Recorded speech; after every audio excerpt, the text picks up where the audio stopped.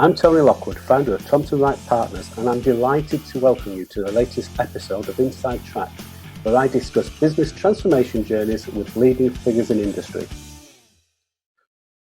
Welcome to episode 7, where today I'm joined in conversation with Leo Falcone. Leo's background spans continents, and we will explore, amongst other things, a little about the cultural differences that he's experienced in delivering transformation programs across continents. So let's get into it. Hello, Leo. Great that you could join us today. I've been really fortunate to have had conversations with a wide range of people on these podcasts to date, and I was interested in getting you involved specifically as you'd had experience both as a consultant initially and then in delivering transformations in different countries. So it'd be good to explore this further as we progress, you know, the cultural differences that you've come across. But before we do that, one of the questions I asked in the lead up to this is, how do you define transformation? It's a great question. It really is, Tony. Thanks for talking to me about this subject. As you know, I'm very passionate about it. So always very keen to share my knowledge and learnings. So this is a great opportunity for that. You know, the transformation thing is such a fantastic, area of work or discipline, because it means so many things to so many people, and organizations and people themselves can transform in lots of different ways. It's quite interesting how once you learn the craft of transformation and leading transformation, you're better at detecting how people are approaching it. And sometimes it actually helps you, enhances your own way of doing it, and sometimes you can really see some risks involved in it. So it's actually quite interesting to keep one's eyes open about how people are doing transformation, the various different approaches they adopt. Yeah. So for me, the transformation piece has 3 core elements to it. So the first element is delivering strategy. And what I mean by delivering strategy is not that there's an executive sponsor involved, because that's often seen as being a strategic piece. You know, there's an executive that sits on the board or a CEO is sponsoring this project. It's strategic. I call strategic a process of gaining a competitive advantage in the marketplace. Mm-hmm. So achieving superior performance as an organization in whatever area or discipline or market that organization operates. Now, to achieve that superior performance, organizations are constantly having to revise the direction that they take. They have to really respond to the sort of political and social context. They have to respond to markets. They have to supply chain responses as well. There's a whole range of factors there. So when an organization develops its strategy, what it's really saying is that one day we want to operate in this way in order to access those benefits or respond to those issues or that competitor, whatever it might be. So the strategy really sets a snapshot in the future around how that organization wants to perform. So then when we reflect back at transformation, we ask, well, what does transformation do? How does it help us achieve this new state of performance? And this is where the ironic bit is, because sometimes we define transformation as having lots of different elements to it.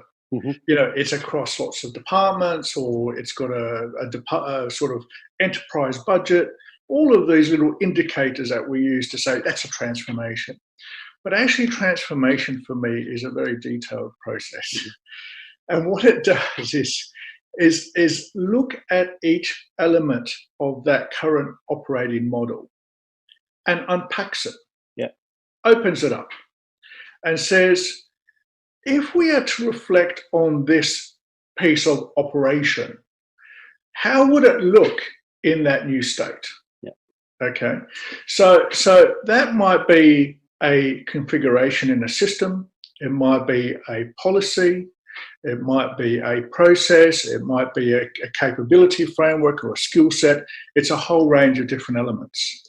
And the beautiful thing about transformation is that when we wherever we start on that line to unpack, once we unpack the one piece and we reflect it in terms of what it looks like in the future, what it should look like in the future, we have to then recalibrate and recast all the other elements associated with it.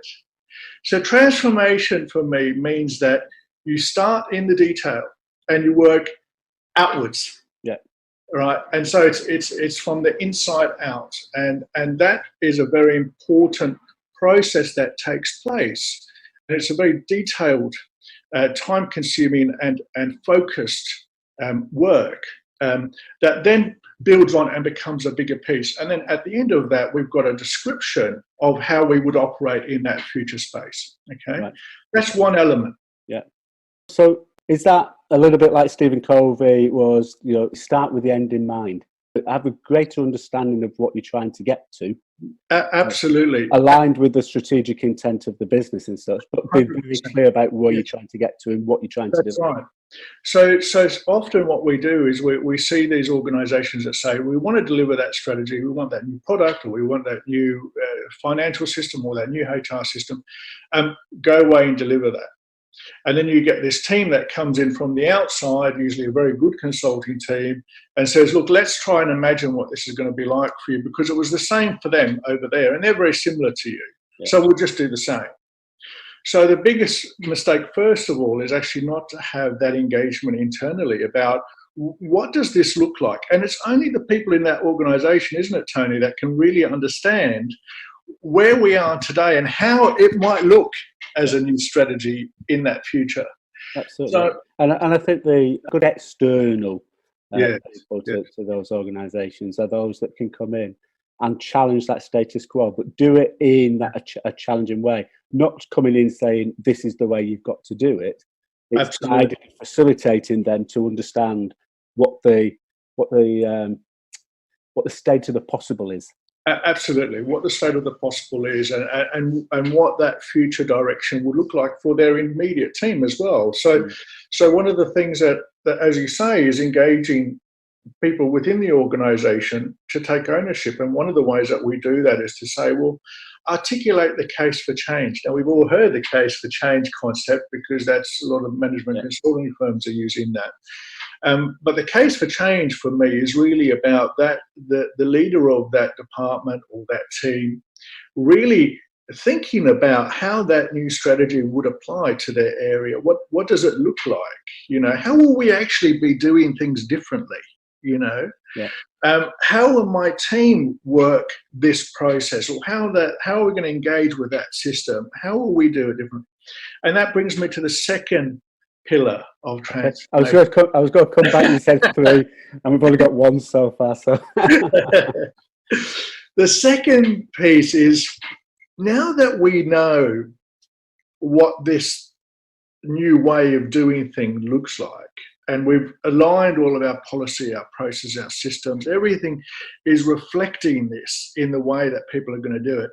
How are we going to get our people to take up that new approach over the approaches that they're accustomed to and very comfortable with, and actually quite wedded to, because sometimes culturally or psychologically that is their territory.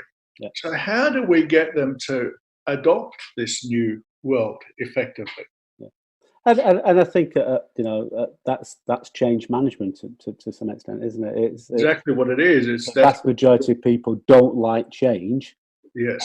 So it's understanding that and then taking them on that journey.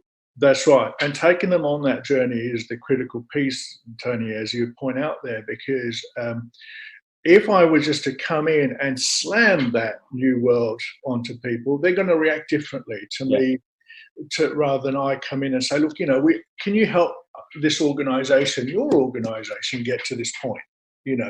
How would you consider we should do this? That's a very different journey, isn't absolutely, it? Absolutely. So the change management element is absolutely crucial, because we can be the best at writing all the policy and designing the process, but if we don't have the adoption, the pickup from the end users, staff in general, then we haven't really got a transformation. Okay, so you can't have one without the other. You have to have that change management element. Yeah. And the third thing, and this is again because, you know, as we pointed out, there's a risk that maybe people might not adopt this, or there's a risk that actually, because we've been digging and unpacking so much, we're actually blowing out of proportion here. It's much bigger than what we thought originally. The third pillar is the actual project machinery around this piece of work, how it is governed, how it is managed, how it is reported on, and how configuration and change happens within the paradigm of that project. So that they are the three elements for me, and depending on where you come from and your background will depend on which part of the prism you come to transformation from. Absolutely, yeah. And you know, playing a bit of devil's advocate, I suppose, but where does benefits realization and sort of that real delivery aspect fit into that? Is that a fourth part, or is that, you know, do you see that an integral part of that governance piece around that you? I think so. I think it's it's in a little bit of all three of those. Yeah. You know, it really is. You know, as we say sometimes, you know, safety is in the middle. You know, benefits realization can also be there in the middle. You know, I just find it interesting because in my experience, a lot of organisations, a lot of programs, are not. They don't spend enough time getting the business case sorted. Yes. And what you were saying there in terms of being clear about what it is that they're trying to achieve and why they're doing it. Yes. And what are the drivers for doing it. Yeah. And because they're not clear about that in the first instance, when it comes to validating whether that was ever delivered or not. Yes. If you've got shaky foundations to start with, then you can't really measure the effectiveness of the building on top, can you? Absolutely. I think the techie guys, they use this thing called a traceability matrix, you know, which goes all the way through to from the requirements all the way through to, you know, delivery and all the system integrator piece and scope, etc. Well, I extend that matrix right the way from the strategy all the way down to the last piece of delivery. Right. So each piece of my project is linked back through a deliverable, a responsibility, to the case for change, through to the strategic intent. Right.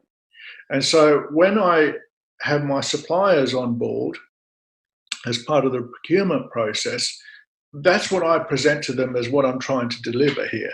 You know, sure, I'm trying to deliver an ERP upgrade or an implementation. Yes, that's true. But the fundamental purpose of us doing this is for us to gain that better performance. Absolutely. Okay. So the better I can actually have that, and the reason why I think that's very important is because you remember I said about getting into the detail. So one of the real challenges I think for leaders of transformation and people that are possibly, you know, sitting on boards overseeing transformation, is that so much is happening in the detail that if a transformation leader is not able to function in the detail with the people that are doing the detailed things, the delivery things, then you've got a major problem. So my purpose as a transformation leader is to be at the table when the detailed workings out are happening. Because then I just become one of the team, and my hat is the strategy hat. They will look to me and say, Leo, how does this fit in with the strategy piece? You know, is this what we're really trying to achieve? Is that the right direction? So I think that's an important thing for transformation leaders to be able to get into the detail and work very closely with delivery teams, design and delivery teams, so that you are the living representation of the organization's strategy. As an executive in that organization, you represent that strategy. But also it works conversely. I need to get my delivery teams to think about how they interpret the strategy and how they then see it coming into play in everything that we do and deliver. So things like the traceability matrix are a good way for everyone on that team to really see the connection between all the pieces, from the macro right the way to the micro. Yeah, absolutely. Picking up on something you said almost at the start of the three pillars of transformation. A lot of organizations see transformation as being lots and lots of smaller projects coming together. Right. And I know from talking to you before, one of the things that you did at University of Sydney was pulling together that whole overall portfolio of, I think you were saying, 50, 60 different projects. Yes. And yes, I know you position that as a portfolio role, but presumably elements of that were transformational as well. Yes, I think, this is where the boundaries aren't always clear cut, because we can be working, and that was an internal team, wasn't it, Tony? You remember I said I built that team, which was effectively an internal consulting team that was there to actually, deliver all these projects that were all separate entities on their own. They're all running in different paces. So when those transformation experts, the team that worked with me, they were far better than I am. Let's put that up front. They're absolutely brilliant. They started to see the interconnections. That unpacking of that process relates to the capability framework review that we're doing for finance staff, or that thing about the travel expenses system. We've got this policy issue, and we're trying to redo the procurement policy over here. So so all of these threads come in to connect with each other. When you're in the world of consulting, what you want to do is tell your client, what the start and what the finish is, and what you're going to do in between. Then it becomes a nice piece. It's designed as a nice piece of work. There's opportunity to change and expand the scope. Yeah, sure, but it's boxed up. It's a product. In organizations, and this is a beautiful thing of having an in-house transformation person, is you unleash yourself from that. Yeah. And you can bring in all of those different strands, and actually start to move these levers across the whole organization. Yes, it's transformation. There's no doubt about it. And when those pieces are coordinated and structured in terms of the project delivery side together, then that's our third pillar. That then formalizes it into a transformation program. But sure, there are all these other instances of the adoption piece, of the unpacking piece, and redesigning and gaining better performance. All of those elements, are happening all the way around the organization. Sometimes we can bring them together and formalize them. Other times they're little pieces of continuous improvement. Yes. And what's been the most challenging project that you've been involved in? I get asked. And what made it challenging, shall we say? Yeah, I get this asked quite a lot, and I think people are quite surprised when I answer. It's not something massive. It's not a big transformation piece, because in a lot of ways there's a lot of risk around those, but actually they're managed in a way that we know how to manage transformation projects. Yeah. I mean, all it takes is a Google search to say risks of transformation projects, and there's papers and papers published. We know what they are. We've got a list, so we can actually go in and make sure that we're mitigating all of those risks. No, one of the most challenging projects I had actually was with a charity up in North London. It was actually a school for autistic children. Right. And they were looking to expand their teaching capability and their premises as well. And how we think about the customer as the center of the services that we provide. And then we start to really sort of give the customer personas and characteristics. And then we start to say, well, actually, we can bunch all of those up together. And then we can provide a solution for that group. And then that customer wants that, and we'll batch those up. Well, each pupil was an individual, you know, and those differences and idiosyncrasies were unique to each one of those students. So how do we basically take a school that is completely open in terms of likelihood and possibility, and try to put an operation and a structure around it? And that was really, really challenging. So it was transformational in that it would have transformed a lot of the lives of the individuals that were taught there, and it would have changed the school because it expanded. It was able to take on more staff, take on more students. You know, that bettered the life of the parents and the families because the kids were able to get a place at this school. So it's very transformative in a community sense as well.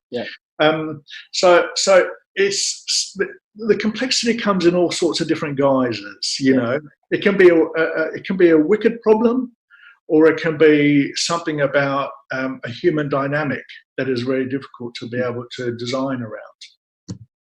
When we're doing work in the corporate environment, we've got a very strong mandate, haven't we? We've got a strong authoritarian lever to pull on. You know, CEO, he or she wants it done this way. You know, we have to deliver it this way, and shareholders need it done that way, and so on. So you've got that very top down.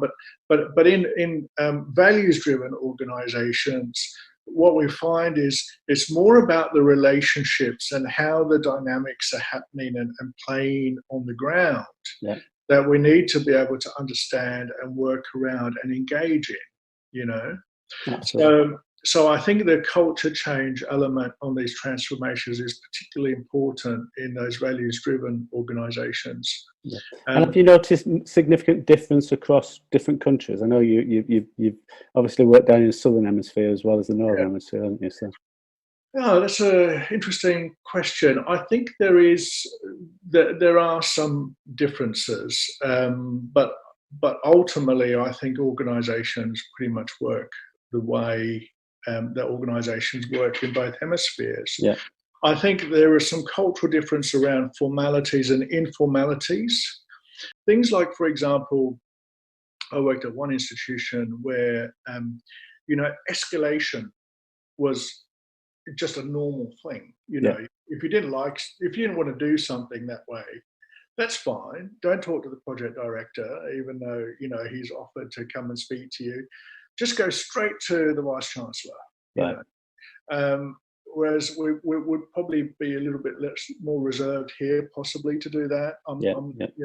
Potentially. But it comes down to the individual, though, isn't it? It really does, and being able to take individuals on the journey. Absolutely, and I really buy into that, because I think when you're working at a place like Sydney University, which is a massive place and a wonderful institution, you've got some people doing some pretty amazing things, right? You know, they're working on about pushing the boundaries of human knowledge and capability. So you don't want to front up and say, look, you know, can you just do these invoices online, you know, or do these purchase orders online? It's just, so, you know, the idea of being able to provide something that enhances the way that people work. The university gets all of the control that it needs around spending, but you're also helping and bettering that work life for that individual. That's the ideal. So the transformation leader very much is often very much about bridging that gap. You know, how does this new world going to improve the way that I work? How is it going to drive better outcomes for me, for my KPIs that I've committed to the organisation? So it is a very sort of stakeholder engagement environment. It is very much about getting in and understanding the detail and the variations about how people are working. And we've spoken before about this 80-20 principle, you know. what I tend to do is when I start a transformation program is I have some sort of predefined steps that I go through, and obviously you pretty much guessed the strategy piece is one of the first things that I look for and how we translate that. Another piece that I look at is around the team around me and what sort of skills are there, what skills I can develop, and which ones I need to bring in, because I need to have the complete suite of skills there. And then the third is I go to the user, the people that are going to be impacted by this new change, this new world, this new way of performing. And I do a bit of analysis about who can I put in the green bucket. And my green bucket are the people that are going to be early adopters, super adopters, either already using the system, very technology savvy, very good at change, all of those things. I've got this whole criteria around how I determine that. Yep. I get my green bucket sorted first. Yep. Right?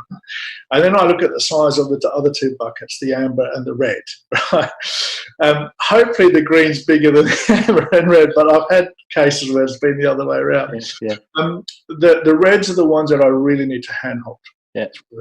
And then the ambers are the ones that I think with some interventions around my change management and communications, I can get them into the green bucket pretty quickly. Yeah. Your red bucket, if you're not careful, they will attract the amber bucket really quickly, won't they?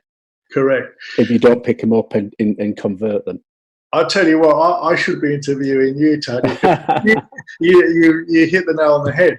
It's a call about, and again, it's about understanding the culture of the organisation, which I think also really puts a tick in the box around this, have an internal transformation person there, because you can understand the culture. Now, sometimes we might say, well, let's get all the greens up and then get them onto the new way of doing it. And then what we will do is there'll be a wave, and they'll pick up. The optimism will pick up and the others will go through. Or we might say, well, let's try to get, we think that the reds and the ambers are going to, maybe draw back, hold back the greens, So there's a call to be made there around how you tackle that change management in terms of those groups, advocacy and all those sorts of things. But I think it's important to know that the engagement from the whole of the transformation team is not a one-size-fits-all, as you said. That's not going to work. Yeah. You really need to target and tailor to those different groups and different needs of the organisation. It could well be that someone in the red bucket feel that they no longer want to be part of this new world. They've always done it that way and they're going to stick that way. Right? So, and then there's a question for the organisation about how we manage those people. So I think that targeted response is very critical. And it also shows that the project team is listening to the organisation. Mm-hmm. We're able to adapt and we're able to find solutions that can meet a whole range of different needs, especially in those very complex, large organisations. You really need to have that. No, true, absolutely. And as you say, it's critical, I think, that you say that you treat those buckets as one as individuals, but see them as three distinct groups of people. Yes, your green buckets can become champions, but actually, it's the amber bucket that you've really got to pick up on. That's right, absolutely. Because they're going to jump one way or the other. They're going to jump one way or the other, and that can really, that can give you a lot more work if they jump the wrong way. Right? Absolutely. So I think that's an important thing. I think also a critical thing there is that the project team is very critical, as a change management vehicle, because what I tend to do is I start my transformation teams small. Mm-hmm. So I make sure that the sponsor, sometimes I've been the sponsor, but if I'm the project leader, the director, whatever it is, I want to make sure that I understand what the sponsor's interpretation of this new world is like and what the measures of success are. And we both get on the same page. Yeah. Right? And then from there, I'll have a close team, a senior change manager, a senior program manager or program manager. And then as a group, we really, are very crystal clear on a lot of the questions around what this change means and what this new world will look like. And then I slowly build out from there. So by the time that I build the onion out to a full team, we as a team are the biggest communicator of what the new world will be. And we all talk in the same story, the same narrative about what this organisation. And that's very powerful, because what will happen is the people in the amber and the red buckets, they'll come in and try to, do all sorts of things to derail and block and what have you. So knowing that we are on point and on message is a very critical thing. I can't underestimate how important it is for the project team to really be on board with that. Well, I think I use quite a lot of sporting analogies when I'm working with new teams and new projects, and and I'm a big football fan, and full well if you've got a loose cannon in the dressing room, and because it has an impact on everybody within that team. It just needs one bad apple, and the performance of that team massively falls down. And actually, in sport, it's not necessarily a team of superstars that wins. It's a team with a common aim and a common purpose. Those are the ones that win. Absolutely. Two of those layers of the onions, the two that I really spend a lot of time on getting aligned, as you say, in the team, Tony, is the business owner within the organisation, because sometimes, depending on where they sit, they might see it as a threat or they might see it as an opportunity. So how does the business owner or the process owner see this transformation, and what is their role in it? At the end of the day, the business needs to own the transformation, not the project team. Absolutely. So if they're not fully engaged and effectively leading from the front, then we've got an issue. And the second is the sort of the change networks and the subject matter experts that we talk about. They're almost the outer layer of the onion. They're the ones that are going to go in and influence the amber and the red buckets. When we talk about delivering strategy, it's not so much how we're going to get to that next layer of performance. It's how do we create the space in the BAU world to be able to focus on delivering that, you see. So what I see a lot of organizations do, a massive mistake, is they've got their best people working BAU, working hours and hours, and then they say, go and work with Leo on the transformation project. It's not a lot of work to do, etc., etc. Now, none of that work is in their performance framework or review. They're really just doing that, out of the goodness of their heart. So when organizations get really good at transformation, those subject matter experts and the change agents come into the project team as a team, and then they're released from their BAU work, and they're rewarded for delivering that change. And once you start to ingrain that in the organisation, this is how organisations get better at transformation. This is how they get more agile, because doing that transformation piece was actually a successful thing that you did, and we know that you can now continue to evolve and change the organisation. So I think really integrating the transformation as part of the DNA of the organisation, I think, is absolutely critical. I think that's an important learning, I think, for organisations. Organisations tend to try to do too many initiatives because of what you were saying earlier. Different functional leads want to do certain things because within their KPIs, and suddenly you've got all of these things going on. I remember years and years and years back, chief executive of one of the banks I was working in was saying we've got more pilots in operation in the bank than the RAF have. And it was true, there was so many different things going on. But the challenge was that your subject matter experts, there's a limited number of them. All these people are hitting them for a slither of their time. But suddenly all those slithers of time add up to 2 or 3 days worth when they've still got the day job to do. Absolutely, and then we end up losing those people because we've overworked them, right?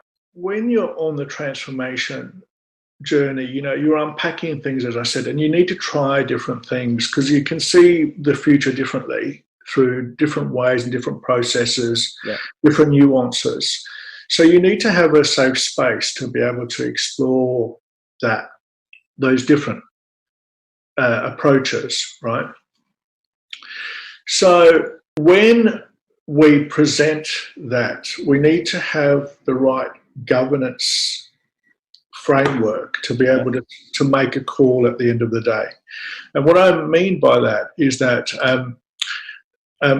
if the project director, the transformation leader, is seen to take an agenda or take a particular view on something, then it can really jeopardize the program.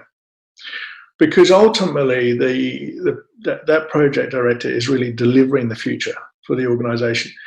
He or she is not supposed to be making the call on what it is that future should be. So having a really good, and I worked with some colleagues at Sydney University, the CFO and the CIO there, who were really good in terms of coming together and really providing that safe space for us to say, look, these are the options. We've explored them. We've really tried to nut them out and try to get the costings. Which one do you think the organisation wants? And then they might say to their, line manager, which one do you think? But it's a process that you go through where people are involved in determining what the best approach is. I think having that structure is very, very important. Yeah. So if you sort of take all your experience that you've had through the years, and you've got to sort of come away with one core takeaway for the listeners today, the one thing that you think makes all the difference in successful delivery of transformation, what would that be? Yeah. There will be really tough times on the transformation. There really will be tough times. There'll be times where you can't find the solution, where you can't get the right sponsorship, where you can't get the right business owner to engage. All of those different elements will come on.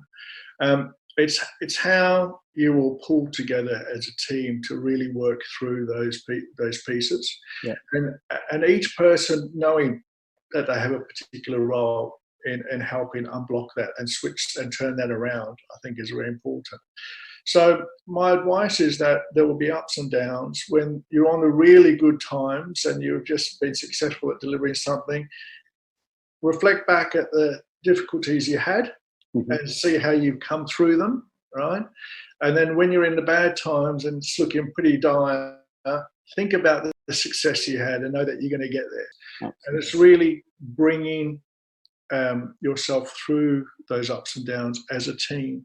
That is the really important thing. At the end of the day, when you finish that, you'll remember those people forever because you all worked as a team to go through the ups and downs.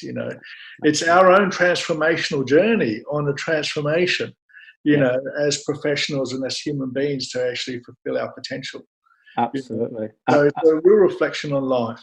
Absolutely. And I think on that philosophical note, we've probably started to run out of time. So, Leo, that's been really great. Thank you very much. If we get questions, then are you happy to take them? And I'll coordinate, send them across, and we'll respond to people on the comments on the podcast or the blog. Sounds great, Tony. Thank you so much. Thank you very much for your time. Cheers. Well, once again, thank you, Leo. If you've enjoyed the show today, please do share with your friends and colleagues.